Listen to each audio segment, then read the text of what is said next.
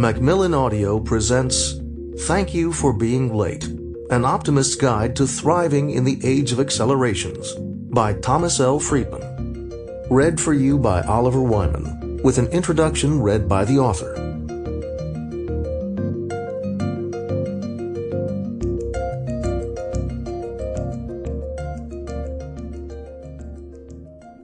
Part 1. Reflecting. Chapter 1. Thank you for being late. Everyone goes into journalism for different reasons, and they're often idealistic ones. There are investigative journalists, beat reporters, breaking news reporters, and explanatory journalists. I have always aspired to be the latter. I went into journalism because I love being a translator from English to English. I enjoy taking a complex subject and trying to break it down so that I can understand it, and then can help readers better understand it, be that subject the Middle East, the environment, globalization, or American politics. Our democracy can only work if voters know how the world works, so they are able to make intelligent policy choices and are less apt to fall prey to demagogues, ideological zealots, or conspiracy buffs who may be confusing them at best or deliberately misleading them at worst. As I watched the 2016 presidential campaign unfold, the words of Marie Curie never rang more true to me or felt more relevant. Nothing in life is to be feared. It is only to be understood. Now is the time to understand more so that we may fear less. It's no surprise so many people feel fearful or unmoored these days. In this book, I will argue that we are living through one of the greatest inflection points in history, perhaps unequaled since Johann Gensflech zur Laden zum Gutenberg, a German blacksmith and printer, launched the printing revolution in Europe, paving the way for the Renaissance and the Reformation. The three largest forces on the planet, technology, globalization, and climate change, are all accelerating at once. As a result, so many aspects of our societies, workplaces, and geopolitics are being reshaped and need to be reimagined. When there is a change in the pace of change in so many realms at once, as we're now experiencing, it's easy to get overwhelmed by it all. As John Kelly III, IBM's Senior Vice President for Cognitive Solutions and IBM Research, once observed to me, "We live as human beings in a linear world, where distance, time, and velocity are linear. But the growth of technology today is on an exponential curve. The only exponential we ever experience is when something is accelerating like a car or decelerating really suddenly with a hard braking. And when that happens, you feel very uncertain and uncomfortable for a short period of time. Such an experience can also be exhilarating. You might think, wow, I just went from 0 to 60 miles per hour in 5 seconds. But you wouldn't want to take a long trip like that. Yet that is exactly the trip we're on, argued Kelly. The feeling being engendered now among a lot of people is that of always being in this state of acceleration. In such a time, opting to pause and reflect, rather than panic or withdraw, is a necessity. It's not a luxury or a distraction. It is a way to increase the odds that you'll better understand and engage productively with the world around you. How so? When you press the pause button on a machine, it stops. But when you press the pause button on human beings, they start, argues my friend and teacher Dov Seidman, the CEO of LRN, which advises global businesses on ethics and leadership. You start to reflect. You start to rethink your assumptions. You start to reimagine what is possible. And most importantly, you start to reconnect with your most deeply held beliefs. Once you've done that, you can begin to reimagine a better path. But what matters most is what you do in the pause, added Seidman. Ralph Waldo Emerson really put it best. In each pause, I hear the call. Nothing sums up better what I am trying to do with this book. To pause, to get off the merry-go-round on which I've been spinning for so many years as a twice-a-week columnist for the New York Times, and to reflect more deeply on what seems to me to be a fundamental turning point in history. I don't remember the exact date of my own personal declaration of independence from the whirlwind, but it was sometime in early 2015, and it was totally serendipitous. I regularly meet friends and interview officials, analysts, or diplomats over breakfast in downtown Washington, D.C., near the New York Times Bureau. It's my way of packing more learning into a day and not wasting breakfast by eating alone. Once in a while, though, with the DC traffic and subways in the morning always a crapshoot, my breakfast guests would arrive 10, 15, or even 20 minutes late. They would invariably arrive flustered, spilling out apologies as they sat down. The Red Line subway was delayed. The Beltway was back up. My alarm failed. My kid was sick. On one of those occasions, though, I realized I didn't care at all about my guest's tardiness. So I said, no, please, don't apologize. In fact, you know what? Thank you for being late. Because he was late, I explained, I had minted time for myself. I had found a few minutes to just sit and think. I was having fun eavesdropping on the couple at the next table. Fascinating. And people watching the lobby. Outrageous. And most important, in the pause, I had connected a couple of ideas I had been struggling with for days. So no apology was necessary. Hence, thank you for being late. The first time, I just blurted out that response, not really thinking about it. But after another such encounter, I noticed that it felt good to have those few moments of unplanned for, unscheduled time. And it wasn't just me who felt better. And I knew why. Like many others, I was beginning to feel overwhelmed and exhausted by the dizzying pace of change. I needed to give myself and my guests permission to just slow down. I needed permission to be alone with my thoughts without having to tweet about them, take a picture of them, or share them with anyone. Each time that I reassured my guests that their lateness was not a problem, they would give me a quizzical look at first. But then a light bulb would suddenly go off in their heads, and they would say something like, "I know what you mean. Thank you for being late. Hey, you're welcome." In his sobering book Sabbath, the minister and author Wayne Muller observes how often people say to him, "I am so busy." We say this to one another with no small degree of pride, Miller writes, as if our exhaustion were a trophy, our ability to withstand stress a mark of real character. To be unavailable to our friends and family, to be unable to find time for the sunset, or to even know when the sun has set at all. To whiz through our obligations without time for a single mindful breath. This has become a model of a successful life. I'd rather learn to pause. As the writer Leon Wieseltier said to me once, technologists want us to think that patience and pausing became virtues only because in the past we had no choice. We had to wait longer for things because our modems were too slow, or our broadband hadn't been installed, or because we hadn't upgraded to the iPhone 7. And so now that we have made waiting technologically obsolete, added Wieseltier, their attitude is, who needs patience anymore? But the ancients believed that there was wisdom in patience, and that wisdom comes from patience. Patience wasn't just the absence of speed, it was space for reflection and thought. We are generating more information and knowledge than ever today, but knowledge is only good if you can reflect on it. And it is not just knowledge that is improved by pausing. So too is the ability to trust, to form deeper and better connections, not just fast ones, with other human beings, added Dov Seidman. Our ability, he said, to forge deep relationships, to love, to care, to hope, to trust, and to build voluntary communities based on shared values. This is one of the most uniquely human capacities we have. It is the single most important thing that differentiates us from nature and machines. Not everything is better faster or meant to go faster, said Dove. I am built to think about my grandchildren. I am not a cheetah. It is probably no accident, therefore, that what sparked this book was a pause, a chance encounter I had in, of all places, a parking garage, and my decision not to rush off as usual, but to engage with a stranger who approached me with a very unusual request. The Parking Attendant.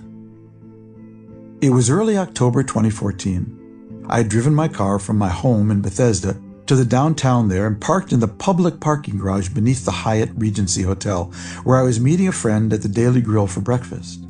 As required, I got a time-stamped ticket when I arrived.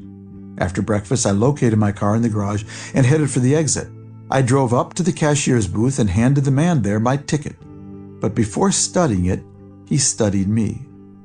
"I know who you are," said the salt and pepper-haired gentleman with a foreign accent and a warm smile. "Great," I hurriedly responded. "I read your column," he said. "Great," I responded, itching to be on my way home. "I don't always agree," he said. "Great," I responded. "It means you always have to check." We exchanged a few more pleasantries, he gave me my change, and I drove off thinking, it's nice to know the parking guy reads my column in the New York Times. About a week later, I parked in the same garage, as I do roughly once a week to catch the Red Line subway to downtown D.C. from the Bethesda metro station. I got the same time-stamped ticket. I took the subway to Washington. I spent the day at my office, and I took the metro back. Then I went down to the garage, located my car, and headed for the exit, and encountered the same attendant in the booth. I handed him my time-stamped ticket, but this time, before he handed me my change, he said, "Mr. Friedman, I write too. I have my own blog. Would you look at it?" "How can I find it?" I asked. He then wrote down the web address on a small piece of white paper normally used to print out receipts. It said odinambi.com, and he handed it to me with my change. I drove off, curious to check it out. But along the way, my mind quickly drifted to other thoughts, like, holy mackerel, the parking guy is now my competitor. The parking guy has his own blog. He's a columnist too. What's going on here? So I got home and called up his website. It was in English and focused on political and economic issues in Ethiopia, where he was from. It concentrated on relations among different ethnic and religious communities, the Ethiopian government's undemocratic actions, and some of the World Bank's activities in Africa. The blog was well designed and displayed a strong pro-democracy bent. The English was good, but not perfect. The subject didn't greatly interest me, though, so I didn't spend a lot of time on the site. But over the next week, I kept thinking about this guy. How did he get into blogging? What did it say about our world that such an obviously educated man works as a parking cashier by day, but has his own blog by night, a platform that enables him to participate in a global dialogue and tell the whole world about the issues that animate him, that is, Ethiopian democracy and society? I decided I needed to pause and learn more about him. The only problem was that I didn't have his personal email, so the only way for me to contact him was to take the subway to work every day and park in the public garage to see if, by chance, I could bump into him again. And that's what I did. After several days of coming up empty, I was rewarded when one morning I arrived very early and my blogger Parker was there in the cashier's booth. I stopped at the ticket machine, put my car into park, got out, and waved to him. "Hey, it's Mr. Friedman again," I said. "Can I have your email address? I want to talk to you." He found a scrap of paper and wrote it down for me. His full name, I discovered, was Ayile Z. Bogia. That same evening, I emailed him and asked him to tell me a little bit about his background and when he started blogging. I told him I was thinking of writing a book on writing about the 21st century, and I was interested in how other people got into the blogging opinion writing universe. He emailed me back on November 1, 2014. "I consider the first article I posted on odinambi.com is also the first day I started blogging. Of course, if the question is also about what motivates me doing that, there are quite a good number of issues that bother me back home in my country of origin, Ethiopia, on which I would like to reflect my personal perspectives. I hope you would excuse me if I'm not able to instantaneously respond to your message, as I'm doing that in between work. Ayile." On November 3rd, I emailed him again. "What were you doing in Ethiopia before you came here, and what are the issues that bother you most? No rush. Thanks, Tom." And the same day he wrote me back. "Great. I see a big reciprocity here.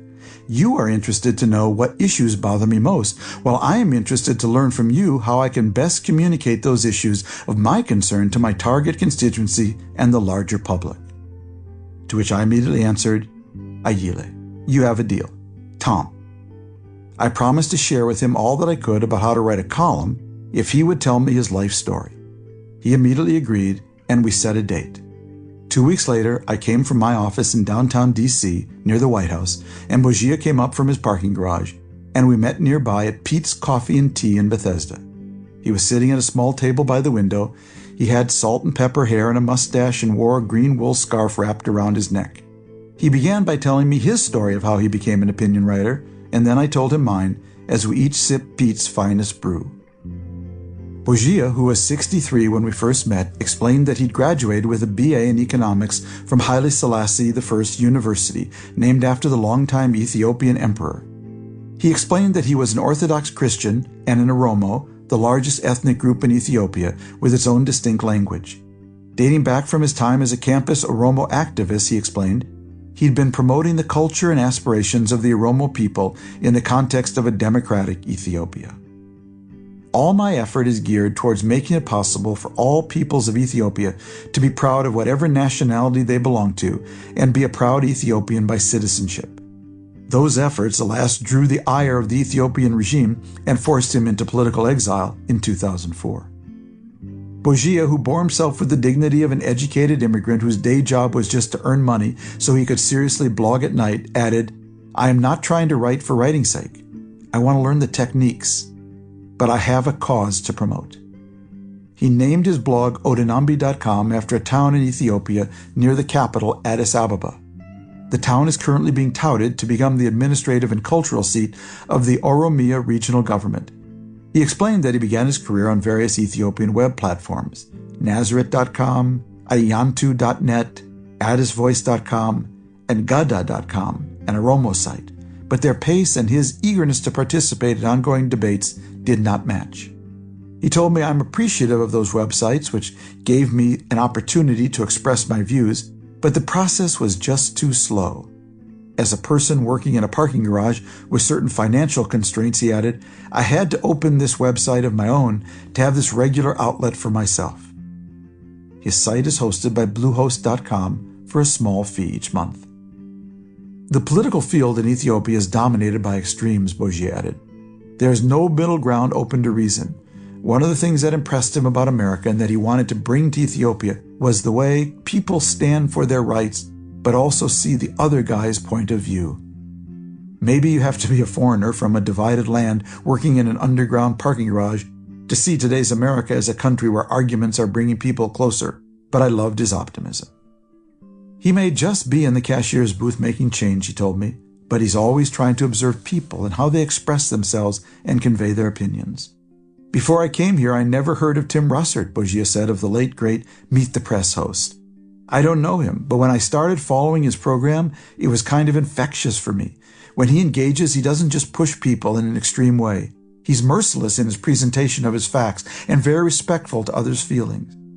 As a result, Bojia concluded, by the time he has finished every discussion, you feel that he gave us some information and triggered something in the mind of the person he interviewed.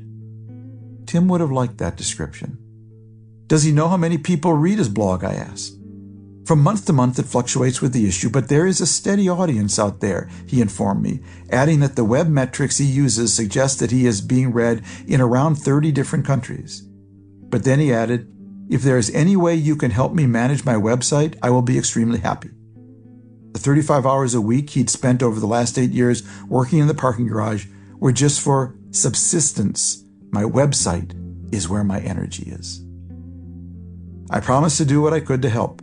Who could resist a parking attendant who knows his web metrics? But I had to ask, what's it like for you, parking attendant by day, web activist by night, to have your own global blog while sitting in Washington and reaching people in 30 countries, even if the numbers are small? I feel like I'm a little bit empowered at this time, Bojia answered without hesitation. These days, I kind of regret that I wasted my time. I would have started some 3 or 4 years ago and not sent stuff here and there. Had I concentrated on developing my own blog by now, I would have a bigger audience. I have a deep satisfaction from what I am doing. I am doing something positive that helps my country. Heating and lighting. So over the next few weeks, I emailed Bojia 2 memos on how I went about constructing a column, and I followed up with another meeting at Pete's coffee shop to make certain that he understood what I was trying to say. I can't say how much it helped him, but I learned an enormous amount from our encounters, more than I ever anticipated. For starters, just entering Bojia's world a tiny bit was an eye-opener. A decade ago, the two of us would have had little in common, and now we were colleagues of sorts. Each of us was on a journey to bring our priorities to a wider audience, to participate in the global discussion, and to tilt the world our way. We were both also part of a bigger trend. We have never seen a time in history when more people could make history, record history, publicize history, and amplify history all at the same time, remarked Dov Seidman. In previous epochs, he added, to make history you needed an army. To record it you needed a film studio or a newspaper. To publicize it you needed a publicist. Now anyone can start a wave. Now anyone can make history with a keystroke. And Bourgia was doing just that. Artists and writers have moonlighted from time immemorial. What is new today is how many can now moonlight, how many others they can now touch from the moonlight if what they write is compelling, how fast they can go global if they prove they have something to say, and how little money it now costs to do so. To live up to my side of the bargain with Bourgia, I had to think more deeply about the craft of opinion writing than I'd ever done before. I had been a columnist for nearly 20 years when we met, after being a reporter for 17 years, and our encounter forced me to pause and put into words the difference between reporting and opinion writing and what actually makes a column work. In my 2 memos to Bourgia, I explained that there is no set formula for writing a column, no class you attend, and that everyone does it differently to some degree. But there were some general guidelines I could offer. When you are a reporter, your focus is on digging up facts to explain the visible and the complex, and to unearth and expose the impenetrable and the hidden, wherever that takes you. You are there to inform without fear of favor. Straight news often has enormous influence, but it's always in direct proportion to how much it informs, exposes, and explains. Opinion writing is different. When you are a columnist or a blogger, in Bourgia's case, your purpose is to influence or provoke a reaction and not just to inform. To argue for a certain perspective so compellingly that you persuade your readers to think or feel differently or more strongly or afresh about an issue. That is why I explained to Bourgia, as a columnist, I am either in the heating business or the lighting business. Every column or blog has to either turn on a light bulb in your reader's head, that is, illuminate an issue in a way that will inspire them to look at it anew, or stoke an emotion in your reader's heart that prompts them to feel or act more intensely or differently about an issue. The ideal column does both. But how do you go about generating heat or light? Where do opinions come from? I'm sure every opinion writer would offer a different answer. My short one is that a column idea can spring from anywhere. A newspaper headline that strikes you as odd, a simple gesture by a stranger, the moving speech of a leader, the naive question of a child, the cruelty of a school shooter, the wrenching tale of a refugee. Everything and anything is raw fodder for creating heat or light. It all depends on the connections you make and insights you surface to buttress your opinion. More broadly, though, I told Bourgia column writing is an act of chemistry precisely because you must conjure it up yourself. A column doesn't write itself the way a breaking news story does. A column has to be created.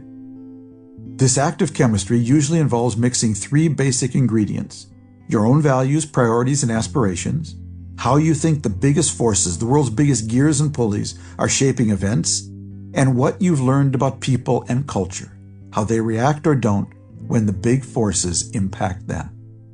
When I say your own values, priorities, and aspirations, I mean the things that you care about most and aspire to see implemented most intensely. That value set helps you determine what is important and worth opining about, as well as what you will say.